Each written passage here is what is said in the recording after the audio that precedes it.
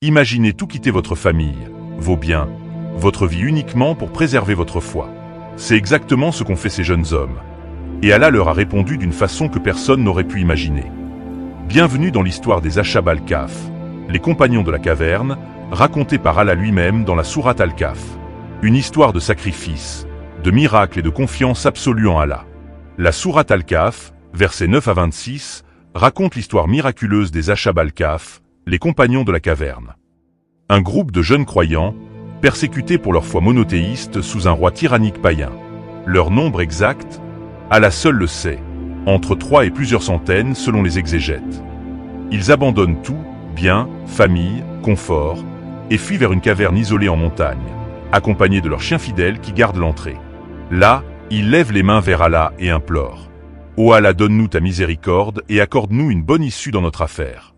Allah les enveloppe alors d'un sommeil profond et miraculeux. Ils préservent leurs corps intacts, les retournant d'un côté à l'autre. Le roi, informé de leur cachette, ordonne de murer l'entrée de la caverne pour les condamner à mort. Mais Allah avait un autre plan. Ils dorment ainsi 309 ans lunaires, soit 300 ans solaires, pendant que le monde entier change autour d'eux. Puis Allah les réveille. Ils pensent n'avoir dormi qu'un jour ou une nuit. Allah nous rapporte leur conversation dans le verset 19. Combien de temps sommes-nous restés ici? Un jour, ou peut-être moins. Notre Seigneur connaît mieux que quiconque. Que l'un de nous aille en ville avec cet argent et nous rapporte de la nourriture. Qu'il agisse avec discrétion. L'un d'eux sort discrètement avec une pièce d'argent ancienne. Il ne reconnaît plus rien. Ni les rues, ni les visages, ni les lieux. Il se dit, par Allah, je ne suis ni fou ni en train de rêver. Je connais cette ville, mais elle ne ressemble plus à celle d'hier. Quand il tend sa pièce au marchand, celui-ci s'étonne. Cette monnaie date de plusieurs siècles. Les habitants l'interrogent, le prennent pour un fou et l'amènent devant leur roi. Sous un règne désormais monothéiste, le miracle éclate au grand jour. Le jeune retourne vers ses compagnons. Le roi visite la caverne. Les dormants proclament la puissance d'Allah et la réalité de la résurrection, convainquant tous les sceptiques. Allah les rappelle ensuite à lui, leur corps retrouvé intact, confirmant le récit pour l'éternité. Cette histoire n'est pas qu'un récit historique. C'est un message direct pour nous aujourd'hui.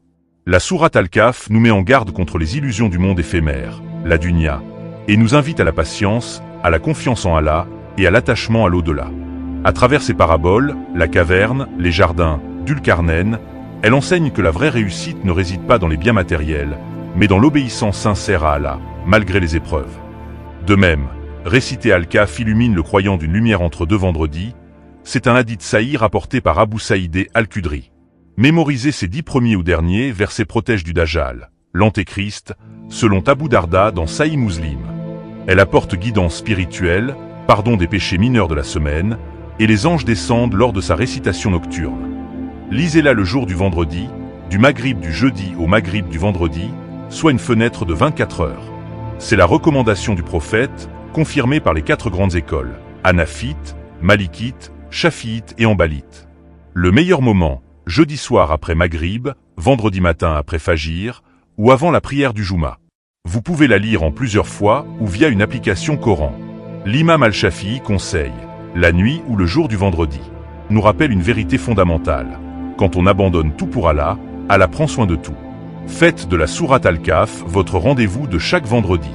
Si cette vidéo vous a été utile, laissez un like, abonnez-vous pour ne rien manquer, et partagez avec vos proches, c'est une sadaqa. Que Allah vous accorde la guidance, la baraka et la protection.